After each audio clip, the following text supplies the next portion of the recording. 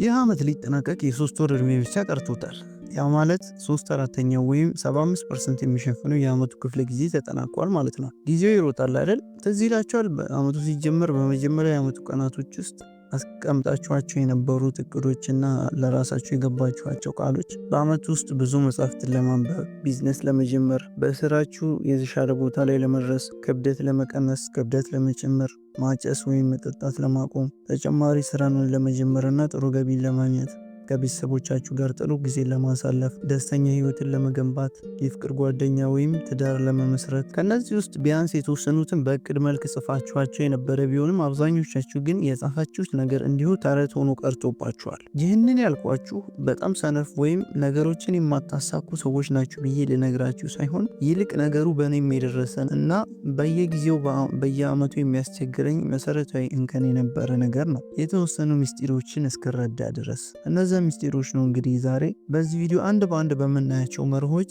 የኔን ብሎም በጎን ያሉትን ሰዎች እንዴት እንዳስተካከሉልን የማካፍላችሁ። እንዳልኳችሁ በእናንተ ብቻ የሚከሰት ነገር ሳይሆን ከ95% በላይ የሚሆን ሰው የሚቸገርበት ልማድ ነው። ታዲያ ከተቀሩት 5% ሰዎች ተርታ ለመሰለፍ እና በእውነቱም ከባድ የሚመስለውን ይህንን በየዓመት የሚመጣ ከራስ ጋር የሚገባ የማይቋጭ ቃል ኪዳንን ለማሸነፍ ከዚህ ቀጥሎ የምዘረዝርላችሁ ራሳችሁን በአጭር ጊዜ የምትለውጡ ባቸው መሰረታዊ 4 መርሆችን እንመለከታለን። አንዲት ቅጽበት ሰጥቼ ላስቸግራችሁና ቪዲዮን ላይክ አድርጋችሁ እንድትጀምሩ ልማጸናችሁ። በተጨማሪም ይህንን ቻናል ሰብስክራይብ ካላደረጋችሁና ቀጣይም ቤተሰብ እንድንሆን ሰብስክራይብ አድርጋችሁ ብትጀምሩ ለእናንተ ቀለል ያለች ስራ ነች፣ ለእኔ ግን በጣም የሚጠቅመኝና ወደፊት እንድቀጥል ብርታት የሚሆነኝ ከእናንተ የማገኘው ትልቅ ማበረታቻ ጭምር ነው።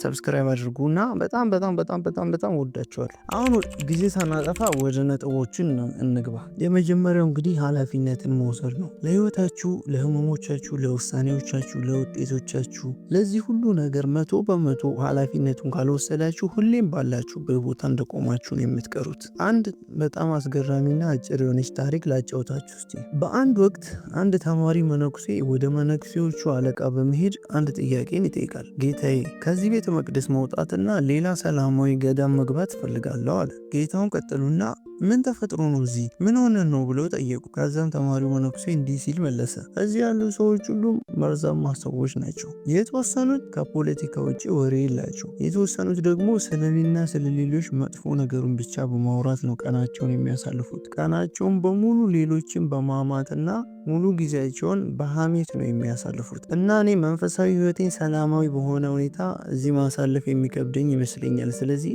ይፍቀዱልኝና ወደ ሌላ ቦታ ሄጄ ሰላማዊና ጸጥታ የተሞላበት ገዳም ልግባ ብሎ ይጠይቃቸዋል። የገዳሙ አለቃም ሰሙትና እሺ እፈቅድልሃለሁ፣ ነገር ግን ከዛ በፊት አንድ ነገር እንድታደርግ ልዘዝህ አሉት። ትዕዛዙም እንደዚህ ነበር። በዚህ ማንኪያ ውሃ ሞላበታለሁ እና ይህንን ውሃ የተሞላበት ማንኪያ ይዘህ ሙሉ ገዳሙን ተሽከርክረህ ዙርና ተመልሰህ ወደ እኔና አሉት። ታዲያ ያን ሁሉ ስታደርግ አንዲት ጠብታ ውሃ ከማንኪያው ጠብ ሳይል የተሰጠህን ውሃ ነው እንዳለ መልሰህ የምታመጣው አሉት እና ይህንን ማድረግ ካሳካ ወደ የተሻለ ወደምትለው ሌላ ገዳም እልክሃለሁ ብሎ ነገሩት። ልጁም ደስ ብሎት ተስማማና ውሃ ተደርጎበት የተሰጠውን ማንኪያ ይዞ መሄድ ጀመረ። ትኩረቱን ሙሉ በሙሉ ማንኪያው ላይ በማድረግ ሙሉ ገዳሙ ዞሮ ከጨረሰ በኋላ ያለምንም እንከን ምንም የውሃ ጠብታ ሳይገጥሙ እንደተባለው ከጥቂት ሰዓታት በኋላ ተመልሶ መጣ። በሙሉ ደስታ ወደ ገዳሙ አስተዳዳሪ በመሄድ ጌታዬ፣ ያለምንም ጠብታ ይሄው ተመልሼ መጣሁ፣ ስለዚህ አሁን ይፍቀዱልኝና ወደ ተባባልነው ቦታ ይላኩኝ ብሎ ጠየቀ። የገዳሙ አስተዳዳሪም ተቀበሉና አሁን በነፃነት መሄድ ትችላለህ፣ ነገር ግን አንድ ጥያቄ ልጠይቅ እስቲ። ይህን ሁሉ ስትዞር ተመልሰ ስትመጣ ሰዎች ስለ ፖለቲካ አሰልቺ ወሬያቸውን ዛሬም እያወሩ ሰምታቸዋል? መጥፎ ወሬን የሚያወሩትስ ዛሬም በዛው ስራቸው ላይ ነው ያገኛቸው? ወይስ ሐሜትን የሚያዘወትሩት እነዛ የጠላሃቸው ሰዎች ዛሬም ስለ ሰዎች ሲያወሩና ሰዎችን ሲያሙ ደረስክባቸው? ብለው እነዚህን ጥያቄዎች ለተማሪው ይጠይቁታል። ልጁም ተቀበለና እንዲህ ሲል መለሰ። ጌታዬ፣ እኔ ማንኪያው ላይ ብቻ ነበር ሙሉ በሙሉ ትኩረቴ እና እንኳን ይህን ሁሉ ልሰማው ይቅርና ሙሉ ሰዎቹን አቋርጬ ባልፋቸውም አንዲት ነገር ግን አላዳመጥኩኝም ብሎ መለሰላቸው። ጌታውም እንዲህ አሉት፣ ተመልከት የኔ ልጅ፣ በዓላማህና በእቅድህ ላይ ብቻ የምታተኩር ከሆነ ሁልጊዜም ለመጥፎ ወሬ የሚሆን ለሚረብሹ ነገሮች ምንም አይነት ቦታም ሆነ ጊዜም አይኖርህም። አስታውስ፣ በዚች ምድር ላይ በሄድክበት ቦታ ሁሉ መጥፎ አመለካከት ያላቸው ሰዎች ሊያጋጥሙ ይችላሉ። ነገር ግን የመጨረሻ ዓላማ ላይ ብቻ የምታተኩር ከሆነ ምንም አይነት ነገር ሊረብሽ ሆነ ወደ ኋላ ሊጎትት አይችልም። ሁሌም ራሳችን ላይ፣ ዓላማችን ላይ እንዲሁም ነገ መድረስ የምንፈልግበት ቦታ ላይ ብቻ ትኩረት ስናደርግ ሌሎች ነገሮች ትርፍና ተራ ነገር ይሆናሉ። ሌሎችን መውቀስ በጣም ቀላል ነው። የሌሎችን ደካማና ጎዶሎ ጎናቸውን ማየት በጣም ቀላል ነው። ግን የሌሎችን ደማቅ ጎናቸውን ለማየት የሚችለው በእውነትም ቀላል ልብ ያለው ሰው ብቻ ነው። በህይወት የምትፈልጉበት ቦታ ካልሆነ ያላችሁት የሚያሳምም ስሜት እንደሆነ አውቃለሁ። ነገር ግን ይህንን መስማት ግድ ነው። ሁሉም ነገር የራሳችሁ ጥፋት ነው። መልካሙ ዜና ደግሞ ይህ ነው። ጥፋተኝነትን አምኖ መቀበል ወደፊት ለመግፋት አንድ እርምጃ ከፍ ያደርጋቸዋል። ያስመዘገቧቸው ውጤቶች፣ የፍቅር ግንኙነቶች፣ ልማዶቻችሁ፣ የምርጫዎቻችሁ ነጸብራቆች ናቸው። መሰረታዊ ኃላፊነት ግን ስትወስዱ ያለፈውን ህይወታችሁን መውቀስ ታቆማላችሁ። ቤተሰቦቻችሁን መውቀስ፣ የስራ አለቆቻችሁን መውቀስ፣ በዙሪያችሁ የገነባችኋቸውን ሰዎች መውቀስ፣ እነዚህን ሁሉ ታቆማላችሁ። ስለ ጥፋተኝነት ብቻ አይደለም፣ ይሄ ስለ ኃይል ነው። ሁሉንም ኃላፊነት ወሰዳችሁ ማለት ሁሉንም መልሶ የመቀየር ኃይል ታገኛላችሁ ማለት ነው። ኃላፊነትን መውሰድ ስለረሳችሁ ወይም አንድ ነገርን በሌሎች ላይ ማሳበብ በጣም ቀላል ስለሆነ እስካሁን ጊዜያችሁን ከንቱ አድርጎ ቆይቷል። ህይወታችሁን ወደ ቀጣይ ደረጃ ማሸጋገር ከፈለጋችሁ የማይናቀውን እና ያላስተዋላችሁትን ይህንን ወሳኝ ግብዓት በራሳችሁ ላይ ታግብሩት። ሁሉንም ነገር ኃላፊነቱን ራሳችሁ ሰዱ፣ ከባዱንም ቢሆን። በዛ ጊዜ ነው እውነተኛ ለውጥ የሚመጣው። ሁለተኛው ደግሞ ጊዜያችሁን በጥንቃቄ ተጠቀሙት። ይህንን ቃል በተሻለና ለየት ባለ ምሳሌ ላስረዳችሁ። አንድ አሜሪካዊ ሰው በምድር ላይ የመቆያ አማካኝ ዕድሜው 30,000 ቀናት ብቻ ነው። ወደ ሀገራችን ኢትዮጵያ ስንመጣ ደግሞ አንድ ኢትዮጵያዊ አማካኝ የመኖሪያ ዕድሜው 68 ዓመት ወይም በጣም ትንሽ መሆኑን ለማረጋገጥ ደግሞ በቀናት ልግለጽላችሁ። አማካኝ የአንድ ሰው ኢትዮጵያዊ የመኖር ጊዜው 25,000 ቀናት ነው። ይህ እንግዲህ በቅርቡ በተደረገ ጥናት የተገለጸ ነው። እኛ ግን ነገ እሰራዋለሁ፣ ጊዜ ያለኝ፣ የዛሬ ዓመት ይጀምራሉ እያል የተሆናቸውን ስንት ነገሮች ብናስተውላቸው በእውነቱ እነዛን ለመጀመር ጊዜው አሁንና አሁን ብቻ እንደሆነ ይገባናል። እስቲ ልጠይቃችሁ፣ ስንቶቻችንን ከእንቅልፋችን ስንነቃ ቀናችንን በጸሎት ለመጀመር እያሰብን አይ ጊዜ ያለኝ ሌላ ቀን ይጀምራሉ ብለን የተሆነው እስካሁን? ስንቶቻችንን ህይወታችንን የሚለውጡ ስራዎችን ከመጀመር ይልቅ በማይረቡ ነገሮች ጊዜያችንን እያቃጠልን የምንውለው? ይሄ የተወራው ነገር ሁሉ ይመለከተኛል የምትል ከሆነ ተነስቁም ቁምና ራስህን በመስታወት ውስጥ ተመልከተው። ራስህን አይኖችህ ውስጥ ተመልከተው። ይህን ሁሉ ያወራሁት እንግዲህ አዳምጣችሁኝ ቪዲዮ ሲያልቅ እንድንለያይ አይደለም። ጊዜ ያላችሁ አሁን በጠዋት ንቁ ከእንቅልፋችሁ፣ ጸሎታችሁን አድርጉ ለፈጣሪ። እናም ጸሎቱ ሲያልቅ አይናችሁን ጨፍናችሁ ለአምላካችሁ ንገሩት፣ አመስግኑት። ምንም የሌላችሁን ምንም ስለማትጠይቁ ነው። በእያንዳንዱ በህይወታችሁ ለሚገጥማችሁ ትግልና ፈተና አምላካችሁን አመስግኑ። ያ ፈተና እናንተን የሚያጠነክሩ ወይም ይበልጥም ለትልቅ ደረጃ የሚያደርስ በመሆኑ እመኑ። መልሳችሁ ማግኘት የማትችሉ ትልቁ ሀብታችሁ ጊዜያችሁ ነው። እያንዳንዱ ትኩረታችሁን በሚነሳ ነገር፣ በጥርጣሬ፣ በመዘግየት የምታጠፉት አጋጣሚ ሁሉ ከዓላማዎቻችሁ፣ ከህልሞቻችሁ እንዲሁም ከወደፊት ህይወታችሁ የተሰረቀና ተቀንሶ የሚመጣ እንደሆነ ወቁ።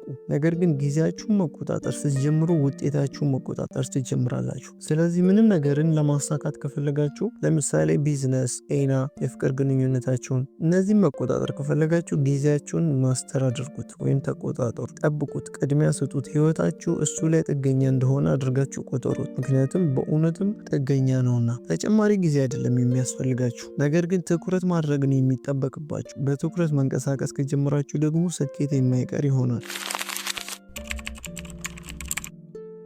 ብዙ ሰው የማይለወጥበት ምክንያት ምን እንደሚፈልግ እንኳን በቅጡ ስለማያውቅ ነው። ምን እንደምትፈልጉ በግልጽ የማታውቁ ከሆነ በእያንዳንዱ አቅጣጫ ትጎተታላችሁ። አብዛኛው ሰው የማሰብ ችሎታ ያነሰ ሆኖ አይደለም፣ ያጣው ነገር ግን የውስጥ ጸጥታውን ነው። አእምሯችሁ ልክ እንደተረበሸ ከተማ የሚሆነውም ለዛ ነው። በፍርሃት፣ ትኩረትን በሚነሱ ነገሮች እንዲሁም በሌሎች ሰዎች አመለካከት አእምሯችሁ ተሞልቷል። እስቲ አንድ ጥያቄ ልጠይቃችሁ። ጠዋት ገና ከእንቅልፋችሁ ስትነቁ አልጋችሁ ላይ እንደተኛችሁ 100 ሰዎች ወደ መኝታ ቤታችሁ ቢገቡና ምንም ሳትዘጋጁ ገብተው ቢጎበኟችሁ ደስ ይላችኋል? አትወዱም ያንን አይደል? ነገር ግን በተዘዋዋሪ የምታደርጉት ያንን ነው። ገና ከእንቅልፋችሁ እንደነቃችሁ እግራችሁ እንኳ መሬት ሳይረግጥ እነዛን 100 ሰዎች በስልኮቻችሁ በኩል ወደ ቤት ትጋብዟቸዋላችሁ። ገና እንደነቃችሁ ስልካችሁ ላይ ስለሆናችሁ የ100 ሰዎች የግል አስተያየቶች፣ የውሸት ድራማዎች፣ መጥፎ ንግግሮች፣ ትኩረታችሁን የሚነሱ የተለያዩ ረብሾችን በ5 ደቂቃ ወደ ውስጣችሁ ታስገባላችሁ። እግራችሁ እንኳን ገና መሬት ከመርገጡ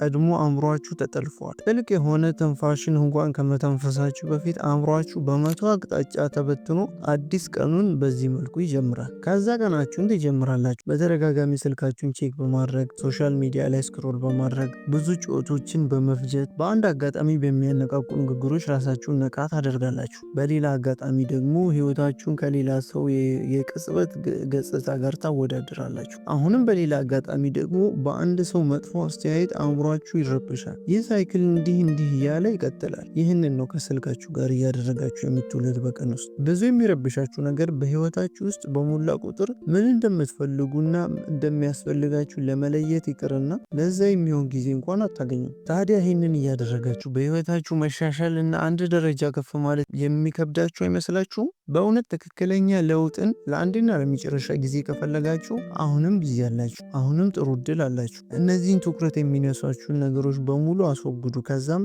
1 ወር ባልሞላ ጊዜ ውስጥ ራሳችሁ ላይ ትልቅ ለውጥ ትመለከታላችሁ። ከዛም እኔን ታመሰግኑኛላችሁ። ሙሉ በሙሉ ዝምታ የነገሰበት ቦታ ላይ ቁጭ ብላችሁ ታውቃላችሁ? ሙዚቃ የሌለበት፣ ከሰዎች ጋር ንግግር የሌለበት፣ ስልካችሁ የሌለበት። ይህንን በየቀኑ ጠዋት እንደተነሳችሁ እንድታደርጉት እጠይቃችኋለሁ እና በመጀመሪያዎቹ ቀናት ምን ያህል ምቾት የሚነሳ እንደሆነ ታዩታላችሁ። ከዛ በኋላ ግን ራሳችሁን እንድትወዱትና ከዚህ በፊት ምን ያህል ጊዜያችሁን በጩኸት እንዳማከናችሁ ትረዱታላችሁ። ጥቂት ቀናቶች እንዳለፉ አእምሯችሁ ለጥቂት ቀናት ቢከብዶም ቀጥሎ ግን የተቋቋመው ሲሄድ አሸናፊዎች ትሆናላችሁ።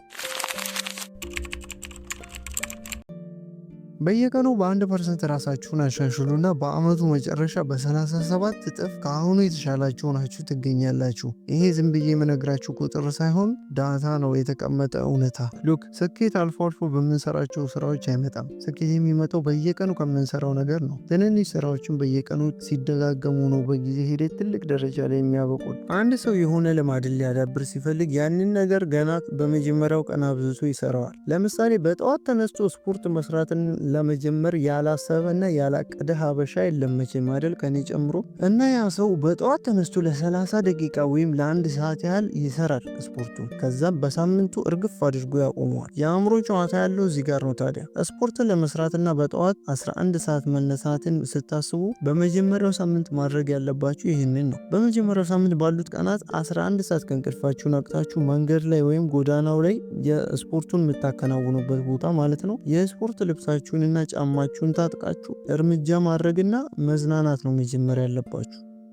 በተከታታይ ለቀናት ይህንን ስታደርጉ አእምሯችሁ ማመንና ነገሩንም ለማስቀጠል የሚጠቅመውን የአካል ዝግጅት ማዘዝና እናንተንም ማዘጋጀት ይጀምራል። ከዛ በሁለተኛው ሳምንት ዱብ ማለትና ቀለል ያሉ እንቅስቃሴዎችን በጣም ለትንሽ ደቂቃዎች ብቻ ትሰራላችሁ። እሱንም ቀስ በቀስ አእምሯችሁ እየተቀበለ እንዲሁም አካላችሁን ደግሞ ደጋግሞ እያላመደው ይሄዳል። ስለዚህ አዲስ ልምድን ስትጀምሩ ከ3 ደቂቃ ያነሰ ጊዜ ብቻ ነው ሊወስድባችሁ የሚገባው። ሁሌም ከመኝታችሁ በፊት ማንበብ ከፈለጋችሁ በየቀኑ ለተወሰኑ ቀናቶች 1 ገጽ ብቻ መጻፍን አንብቡ። በጠዋት ተነስታችሁ ሩጫ መሮጥና ክብደት መቀነስ ከፈለጋችሁ ተነስታችሁ ለ1 ሳምንት መንገዱ ላይ በእርምጃ ለጥቂት ደቂቃዎች ብቻ ሂዱ። ምክንያቱም ዋናው ዓላማ በተቻለ መጠን ልምዶቻችሁን በቀላሉ መንገድ ማስጀመር ነው። ይህ በጣም ፓወርፉል የሆነና ውጤታማ መንገድ ነው።